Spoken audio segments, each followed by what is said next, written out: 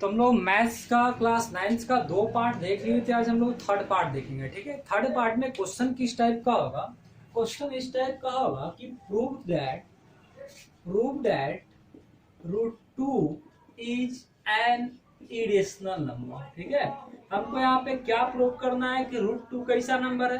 तो root two irrational number है। तो एक बात बताइए, आपको इसको प्रूव करने के आपके पास दो मेथड है। ठीक है, या तो हम करेंगे क्या कि यहाँ पे टू का वैल्यू निकालने लगे, यहाँ पे टू का रूट स्क्वायर रूट निकाल ले और टू का वैल्यू निकाल ले और मान लेते हैं कि रूट टू का स्क्वायर रूट 1.414, मतलब कुछ कुछ आते रहे नहीं भी कटे, मतलब नॉन टर्मिनेटिंग नॉन रेकरिंग हो, तो हम कह देंगे कि non terminating non recurring irrational होता है, जो कि आपको हम पहले ही बता दिए थे कि डेसिमल दो टाइप का होता है। कौन कौन? टर्मिनेटिंग डेसिमल, दूसरा क्या? Non terminating decimal. Non terminating decimal दो टाइप का होता है, पहला क्या? रिफ्टिंग, दूसरा क्या? Non rifting. ठीक है, तो हम क्या बोले थे आपको कि जो टर्मिनेटिंग होगा सो और नॉन टर्मिनेटिंग का जो रिफ्टिंग होगा वो दोनों क्या होता है? रेशनल होता है, और नॉन टर्मिनेटिंग का नॉन रिफ्टिंग क्या होता है? इरेशनल होता है। तो आप रूट टू को इरेशनल प्रूव करने के लिए आप इसका स्क्वायर रूट निकाल लीजिए। अगर वैल्यू इसका नॉन टर्मिनेटिंग नॉन रिफ्टिंग आ जाए तो आप कहिए कि रूट टू कैसा नंबर है? इरेशनल नंबर है। ये आपका पहला मेथड हुआ, और उम्मीद है कि आप लोग क्लास 8 में इसका स्क्वायर रूट निकालना सीखे हो डिवीजन मेथड से। ठीक है, तो उम्मीद है कि आपको ये आता होगा। ठीक है, तो हम लोग ये इस मेथड से सॉल्व नहीं करेंगे, हम दूसरे मेथड से देखेंगे कि रूट टू को इरेशनल कैसे प्रूव किया जाए। ठीक है, तो ये मेथड आप लोग समझ में आ रहा है ना? रूट टू का वैल्यू निकालेंगे, अगर value non terminating non rifting आता है तो ये रूट टू कैसा होगा? इरेशनल होगा। क्लियर बात यहाँ पे? तो हम लोग इसको इस मेथड से सॉल्व नहीं करेंगे, हम लोग दूसरे मेथड से देखेंगे।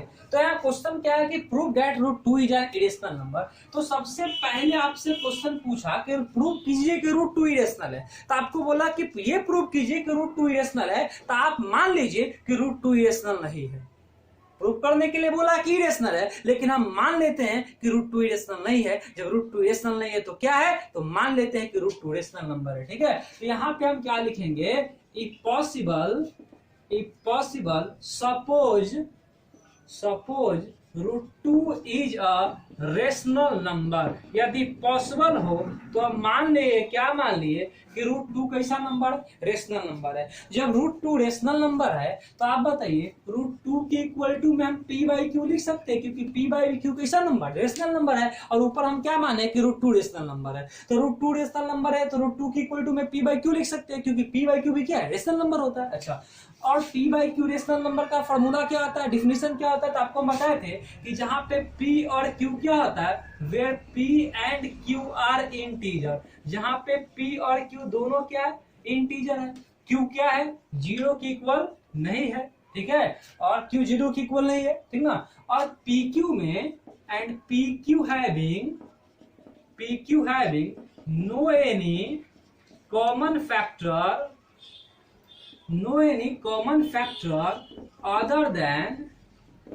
other than 1। देखिए बहुत इंपॉर्टेंट बात है ये। यहाँ पे हम लिखे क्या? पहले बोले कि मान ले कि रूट टू कैसा नंबर है? तो रेशनल नंबर है, और हमको पता है कि दुनिया का प्रत्येक rational number P by Q के फॉर्म में होता है, जहां पे क्यू जीरो की इक्वल नहीं होता है। और हम ये भी पता है कि रेशनल नंबर को जब स्टैंडर्ड फॉर्म में हम लिखते हैं ना, तो उसमें पी और क्यू में कोई कॉमन नहीं होना चाहिए, किसके अलावा? 1 के अलावा। तो ये दोनों बात तुमको पता ही है, तो आसानी से हम लिख दिए कि रूट टू इक्वल टू में क्या? पी बाई क्यू, जहाँ पी और क्यू दोनों के दोनों क्या है? इंटीजर है, और पी और क्यू में कोई कॉमन फैक्टर नहीं है, और कॉमन फैक्टर है भी तो कितना है कॉमन फैक्टर? 1 है कॉमन फैक्टर। अच्छा, तो यहाँ पे रूट टू इक्वल टू हो गया पी बाई क्यू। हम क्या करेंगे? दोनों साइड स्क्वायर कर देंगे। तो यहाँ पे क्या लिखेंगे? Squaring both side. ठीक है, तो यहाँ दोनों साइड स्क्वायर कर देंगे, तो इधर भी स्क्वायर कर देंगे, तो रूट टू का स्क्वायर हो जाएगा 2, इधर में क्या हो जाएगा? पी स्क्वायर बाई क्या हो जाएगा? क्यू स्क्वायर हो जाएगा। ये बात समझ में आ गया होगा सबको? अब बताइए, इधर डिवाइड में है, इधर गया तो मल्टीप्लाई में, तो 2 स्क्वायर इक्वल टू में क्या हो गया? P square. इधर डिवाइड में है तो इधर गया तो मल्टीप्लाई में, तो 2 स्क्वायर इक्वल टू क्या हो गया? P square. एक बात बताइए आप, ये किसका मल्टीपल है? ये 2 का मल्टीपल है। अच्छा, तो 2 का जो मल्टीपल है, जब LH एक साइड में, LHS वाला साइड 2 का मल्टीपल है और ये दोनों बराबर है, तो निश्चित रूप से RHS वाला भी साइड 2 का मल्टीपल होगा। श्योर है कि इस साइड वाला जब 2 का मल्टीपल होगा तो इस साइड वाला भी 2 का मल्टीपल होगा कि नहीं होगा? एकदम निश्चित रूप से 2 का मल्टीपल होगा। तो हम क्या लिखेंगे कि P square is a multiple of क्या? 2। पी स्क्वायर किसका मल्टीपल है? 2 का। अच्छा, जब पी स्क्वायर 2 का मल्टीपल होगा तो क्या पी 2 का मल्टीपल होगा कि नहीं होगा? तो फिर नीचे वाला लाइन में लिखेंगे क्या कि P is also multiple of क्या? पी भी क्या हो गया? पी मल्टीपल ऑफ क्या हो गया? 2, क्योंकि पी जो है मल्टीपल है किसका? पी इज मल्टीपल ऑफ 2 हो गया। पी स्क्वायर मल्टीपल है 2 का, तो क्या पी 2 का मल्टीपल नहीं होगा? पी स्क्वायर जब 2 का मल्टीपल है तो पी भी 2 का मल्टीपल हो जाएगा। ठीक है, तो एक बात क्लियर हो गया कि पी 2 का मल्टीपल है। जब पी 2 का मल्टीपल है तो पी इक्वल टू हम लोग 2a में लिख सकते हैं। क्यों लिख सकते हैं? क्योंकि पी 2 का मल्टीपल है। तो पी 2 का मल्टीपल है तो पी इक्वल टू क्या लिख दे? 2a। ऊपर तो प्रूव हो चुका है ना कि पी 2 के मल्टीपल में है, तो हम पी इक्वल टू क्या मान लिए? 2a मान लिए। ठीक है, ले क्लियर बात यहाँ पे। अब स्क्वायरिंग बोथ साइड करा देंगे तो क्या हो जाएगा? पी स्क्वायर इक्वल टू क्या हो जाएगा? 4m स्क्वायर हो जाएगा। एक स्टेप छोड़ दिए हैं स्क्वायरिंग बोथ साइड कराने पे। ठीक है, अब बताइए तो पी स्क्वायर इक्वल टू हो गया 4m स्क्वायर, और पी स्क्वायर का वैल्यू हम लोग क्या जानते हैं? तो पी स्क्वायर का वैल्यू हम जानते हैं 2q स्क्वायर इक्वल टू में क्या हो गया? 4m square. ये 2 से कितना टाइम में? 2 टाइम में, तो q स्क्वायर इक्वल टू क्या हो गया? 2m square. अब बताओ ये वाला 2 का मल्टीपल है कि नहीं? ये वाला इस साइड वाला जब 2 का मल्टीपल है तो इस साइड वाला भी किसका मल्टीपल हो जाएगा? तो इस साइड वाला भी 2 का क्या हो जाएगा? मल्टीपल हो जाएगा। तो हम यहाँ पे क्या लिखेंगे? इधर नीचे शायद नहीं दिख रहा है आपको, यहाँ पे क्या लिखेंगे कि Q is also multiple of 2। हम क्या लिख दिए कि Q भी किसका मल्टीपल है? 2 का मल्टीपल है। तो पहले ये बात पता हो चुका था कि P 2 का मल्टीपल है, अभी पता चला कि Q भी 2 का मल्टीपल है। मतलब both P and Q, both P and Q having 2 as a common। मतलब यही हुआ ना कि P और Q दोनों के पास 2 है। किस फॉर्म में? कॉमन के फॉर्म में। लेकिन ऊपर दोनों के पास 2 कॉमन है, लेकिन हम ऊपर क्या माने थे कि P और Q के पास कोई कॉमन नहीं है। तो हमारा ऊपर माना हुआ क्या हो गया? गलत हो गया। तो सो आवर एजम्पशन, ऊपर हमारा माना हुआ क्या हुआ? गलत हो गया ना। तो so our assumption, our assumption that PQ having no any common factor other than 1 is क्या? wrong। हमारा एजम्पशन गलत हो गया। जब हमारा एजम्पशन ही गलत हो गया तो क्या हम ऊपर तो ये भी माने थे कि √2 रेशनल है, तो वो भी बात गलत हो जाएगा ना। ऊपर का तो बात ही गलत हो गया। सो hence √2 is an irrational number। मतलब √2 कैसा नंबर हो गया? √2 आपका कौन सा नंबर हो गया? इरेशनल नंबर हो गया। सर आपको यहाँ पे नहीं दिख रहा है, ठीक है, तो यहीं पे एक लाइन हम लिख देते हैं, hence √2 is an irrational number। ठीक है, तो ये आपका क्या हो गया? √2 प्रूव हो गया। ठीक है, तो उम्मीद है कि आपको ये बात समझ में आ गया होगा। ठीक है, इसको आप क्या कीजिए? नोट कीजिए, फिर नेक्स्ट क्वेश्चन बताते हैं। तो हम लोग एक और क्वेश्चन कर लेते हैं। इस टाइप का क्वेश्चन है कि prove that √5 is an irrational number. कौन सा इरेशनल नंबर? √5। सेम प्रोसेस, हम लोग मान लेंगे कि √5 इरेशनल नहीं है। जब √5 इरेशनल नहीं है तो क्या रेशनल है? तो क्या लिखेंगे? If possible let √5 is a rational number. ये लिखेंगे ऊपर में क्या? If possible let √5 is a rational number. ठीक है, रेशनल नंबर मान लिए। जब रेशनल नंबर होगा तो √5 इक्वल टू में क्या हो जाएगा? P/Q हो जाएगा, क्योंकि P/Q is the form of rational number. अच्छा, जहां P और Q क्या होगा? तो P एंड Q आर क्या? इंटीजर, जिसमें P और Q क्या होगा? इंटीजर हो जाएगा। Q नॉट इक्वल टू 0 हो जाएगा, और PQ के पास कोई कॉमन फैक्टर नहीं होगा किसके अलावा? 1 के अलावा। तो PQ having no any common factor other than 1। ये लिख देंगे हम। ये बात क्लियर हो? उम्मीद है कि बात समझ में आ गया। फिर नेक्स्ट स्टेप में क्या करेंगे? √5/P/Q है, हम क्या कराएंगे? स्क्वायरिंग बोथ साइड कराएंगे। ठीक है, स्क्वायरिंग जब बोथ साइड कराएंगे तो क्या हो जाएगा? स्क्वायरिंग बोथ साइड कराएंगे तो √5 क्या स्क्वायर? 5 P² क्या हो गया? Q² हो गया। क्लियर बात यहाँ तक। अब एक बात बताइए कि इधर डिवाइड में उधर गया तो मल्टीप्लाई में हो जाएगा कि नहीं होगा, तो इधर डिवाइड में उधर गया तो कैसे में हो जाएगा, मल्टीप्लाई में। तो यहाँ पे क्या हो जाएगा 5q² इक्वल टू में क्या हो गया p²।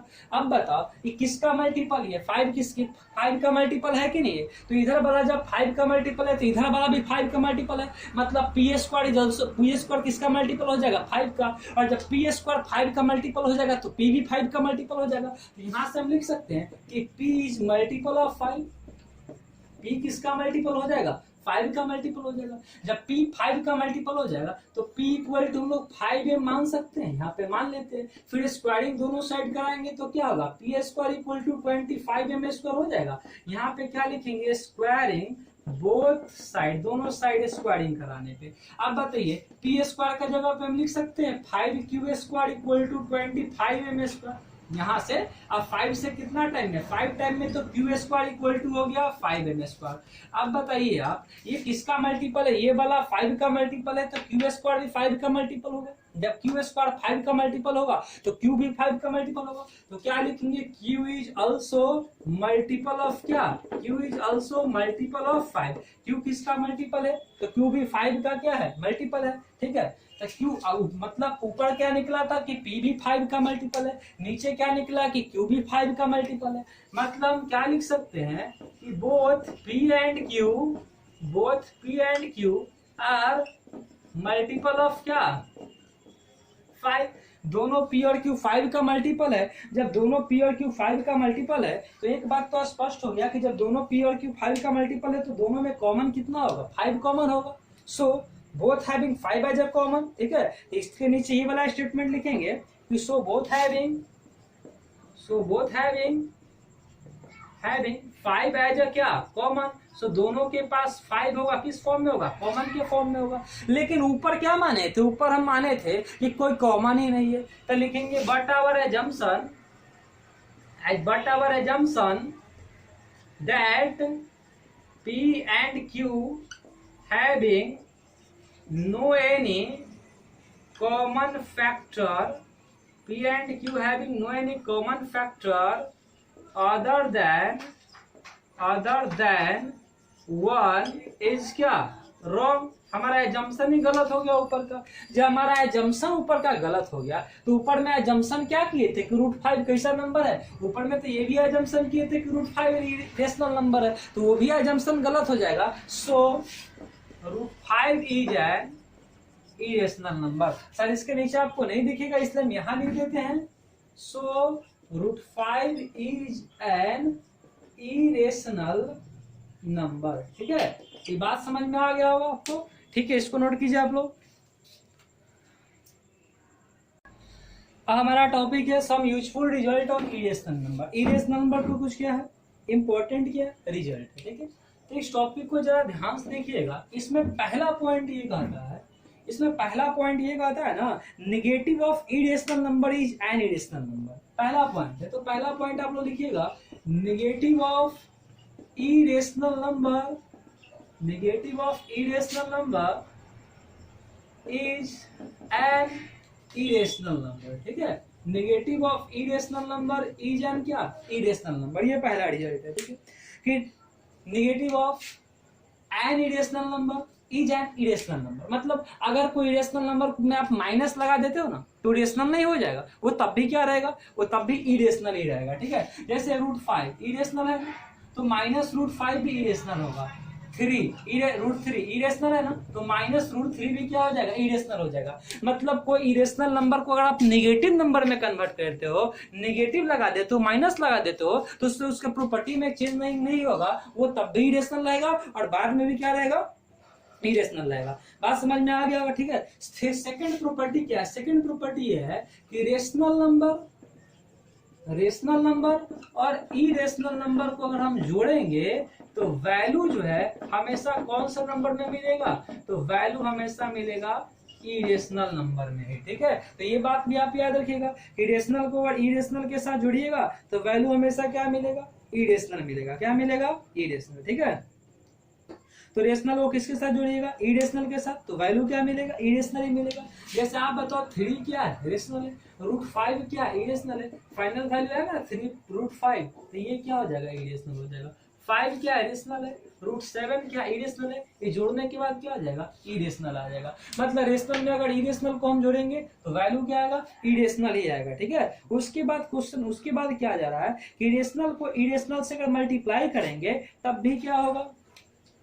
तीसरा पॉइंट देखिएगा कि रेशनल नंबर को अगर हम मल्टीप्लाई करेंगे किसके साथ, इरेशनल नंबर से हम क्या करेंगे, मल्टीप्लाई करेंगे, तो जो प्रोडक्ट है हमारा वो क्या होगा, इरेशनल ही होगा। ये पॉइंट भी आपको याद रखना चाहिए, ठीक ना, कि अगर रेशनल नंबर को हम इरेशनल नंबर से मल्टीप्लाई करेंगे तो जो वैल्यू है, ठीक है, जो वैल्यू है वो कौन सा नंबर होगा, इरेशनल नंबर होगा। लेकिन एक बात, खास बात याद रखना चाहिए कि जो रेशनल नंबर होना चाहिए ना वो नॉन जीरो होना चाहिए। मतलब ऐसा ना कि जीरो ले ले मल्टीप्लाई करेंगे रेशनल से तो फाइनल वैल्यू जीरो आ जाएगा, ठीक है।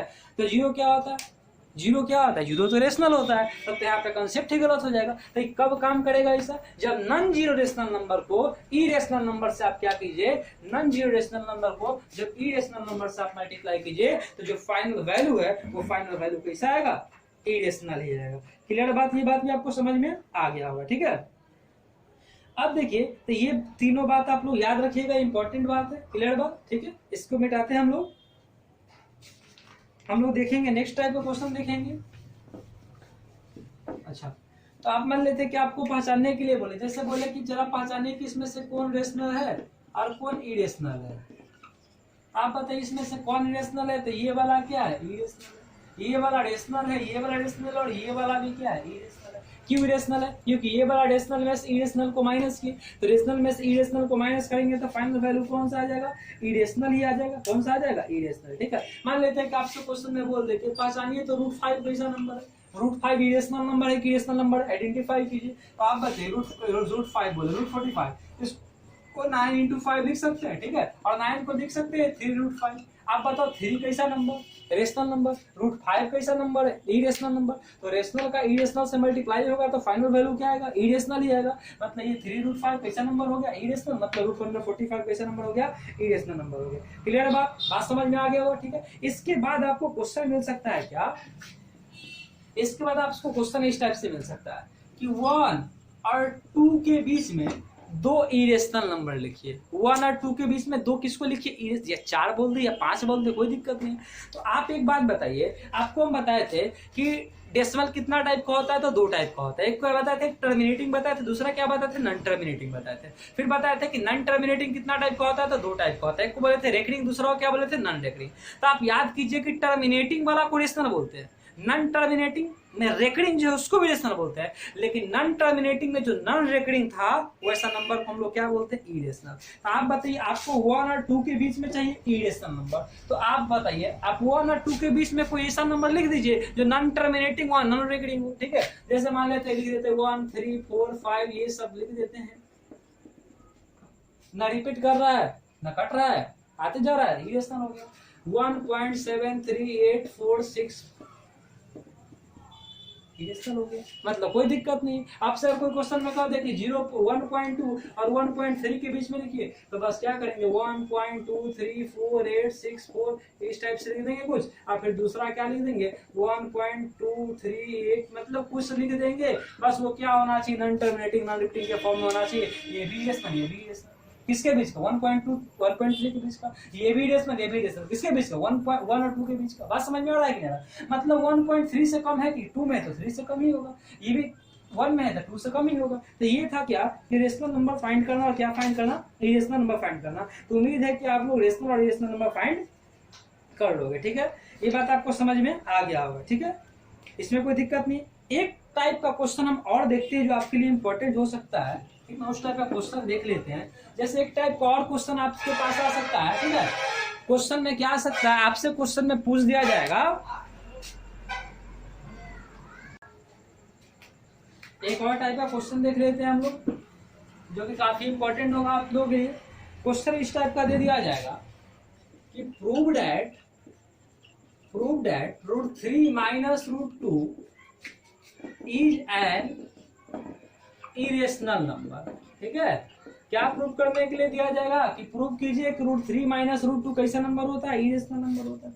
तो एक बात बताइए, अभी तक हम ऐसा क्वेश्चन में क्या करते थे, रेशनल मान लेते थे कि नहीं मानते थे, तो रेशनल मान लेते थे। अब फिर यहाँ पे यही करेंगे, लिखेंगे क्या, if possible let √3 minus √2 is a rational number. ठीक है, तो मान लेते हैं कि √3 माइनस √2 कैसा नंबर है, रेशनल नंबर है। जब रेशनल नंबर है तो √3 माइनस √2 इक्वल टू क्या लिख सकते हैं, p/q लिख सकते हैं कि नहीं लिख सकते हैं। तो √3 माइनस √2 इक्वल टू p/q, ये तो हम लोग अभी तक करते आ रहे हैं। फिर स्क्वायरिंग बोथ साइड करेंगे तो √3 माइनस √2, इधर भी स्क्वायरिंग इधर भी स्क्वायरिंग। ठीक है, और उम्मीद है कि इसके बाद का जो स्टेटमेंट होगा वो आपको याद होगा, वो आप लोग खुद से लिख लीजिएगा। अब a माइनस बी का होल स्क्वायर करेंगे तो क्या होगा, a स्क्वायर हो जाएगा, प्लस में क्या हो जाएगा, b स्क्वायर हो जाएगा, -2 फिर a और फिर b equal to p square by क्या, q स्क्वायर।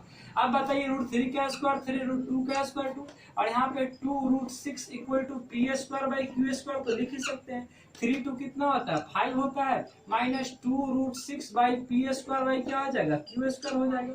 अब बताइए -2√6 इधर प्लस हो जाएगा तो माइनस में, तो p square by q square -5 हो जाएगा, तो -2√6 इक्वल टू क्यू स्क्वायर, यहाँ पे क्या हो जाएगा, पी स्क्वायर माइनस क्या हो जाएगा, 5q स्क्वायर हो जाएगा। यहाँ तक तो समझ में आ गया होगा सबको। चलो थोड़ा सा इधर सॉल्व कर लेते हैं। अब बताइए इधर क्या है, इधर मल्टीप्लाई में, इधर क्या तो डिवाइड में, तो हम लिख सकते हैं √6 इक्वल टू, इधर वाला माइनस उधर भेज देंगे तो माइनस दे देंगे यहाँ पे, और यहाँ पे क्या लिखेंगे, पी स्क्वायर और माइनस क्या 5q स्क्वायर, और बाई में क्या लिखेंगे, यहाँ पे बाई में लिख देंगे 2q स्क्वायर। अब बताइए, आपको पता है कि p और q क्या था, इंटीजर था। p और q में कोई कॉमन फैक्टर नहीं था 1 के अलावा, ये तो आपको पता है।